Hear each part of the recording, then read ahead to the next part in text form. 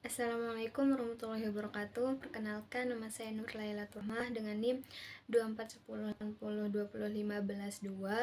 Nah, baik, di sini saya akan menjelaskan materi tentang peradaban Islam pada masa kenabian.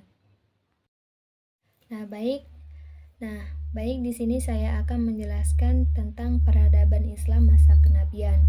Nah, peradaban Islam di masa kenabiannya itu dibagi beberapa periode. Yang pertama, di periode Mekahnya itu Nabi Muhammad SAW lahir pada tahun 571 Masehi dan menerima wahyu pertama pada 17 Ramadan 611 Masehi dan ditulis di dalam Al-Quran surah Al-Alaq ayat 1-5.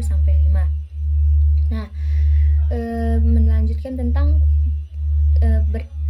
perdakwahannya Nabi Muhammad SAW terdiri dari 3 tahapan. Yang pertama itu secara diam-diam atau hanya keluarga sama sahabatnya aja yang tahu. Yang kedua itu Nabi Muhammad SAW hanya mengasih tahu Bani Abdul Muthalib, yaitu kakeknya. Nah, dan yang tahapan ketiga itu baru secara terbuka atau untuk semua orang. Nah, lanjut tentang hijrah. Lanjut tentang Nabi hijrah ke Habasyah. Nabi hijrah ke Habasyah 2 kali. Yang pertama itu untuk menyelamatkan umat dari penyiksaan. Nah, lanjut tentang ketika wafatnya Abdul Muthalib sama istrinya Khadijah, itu disebut dengan tahun kesedihannya, di mana Rasulullah sangat merasa kehilangan kakeknya sama istrinya yang tercinta. Nah, selanjutnya tentang Isra dan Mi'rajnya Nabi.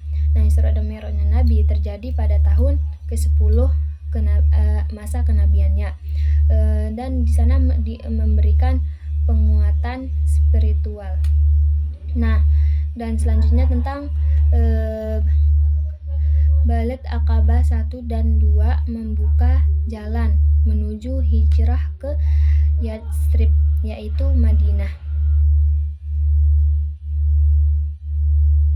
Nah, selanjutnya itu tentang periode Madinahnya. Nah, Nabi Muhammad SAW membangun Masjid Qubah dan melaksanakan sholat Jumat pertama di masjid tersebut. Nah, setelah itu Nabi Muhammad SAW membentuk masyarakat Islam dengan mempersaudarakan kaum Muhajirin dan kaum Ansor. Nah, Nabi Muhammad SAW juga menetapkan konstitusi berisi kerjasama antara umat dan kebebasan bersama. Nah, lanjut tentang perjuangan Islam. Nah, perjuangan Islam ini yang pertama pada saat perang Badar. Nah, umat Islam itu menang melawan 1000 pasukan Quraisy, dan pada saat perang Uhud atau hari ketiga umat Islam kalah karena tidak disiplin karena pada saat perang Uhud itu di mana pamannya Nabi yaitu Hamzah itu gugur atau meninggal. Nah, pada saat perang ketiga itu yaitu perang Handat.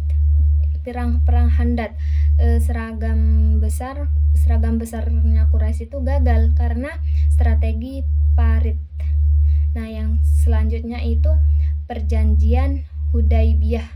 Pada hari ke-6 itu ada perjanjian Hudaybiyah tentang pencatatan senjata 10 tahun meski isinya berat sebelah, meskipun isinya itu berat sebelah.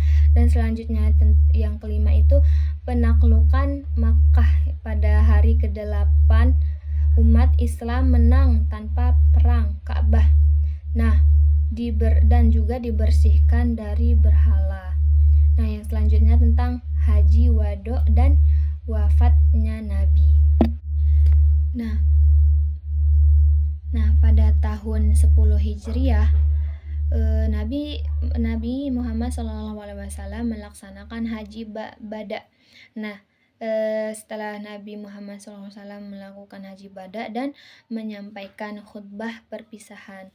Nah, khutbah perpisahannya itu berisi ajaran keadilan, larangan riba, antara persaudaraan dan berpegang pada Al-Quran dan Sunnah. Nah, di mana Nabi itu wafat 12 Rabiul Awal dan 11 Hijriyah pada 632 Masehi di rumah Aisyah pada usia 63 tahun. Nah, sementara Abu Bakar menegaskan bahwa Nabi itu telah wafat.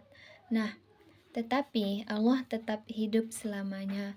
Nah, di mana pada saat itu seluruh umat Islam atau bisa disebut hari kesedihan, karena di mana pada hari itu Nabi Shallallahu Alaihi Wasallam wafat dan mereka umat Islam pada menangis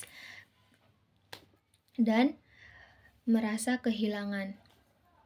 Baik, hanya itu yang bisa saya sampaikan. Assalamualaikum warahmatullahi wabarakatuh.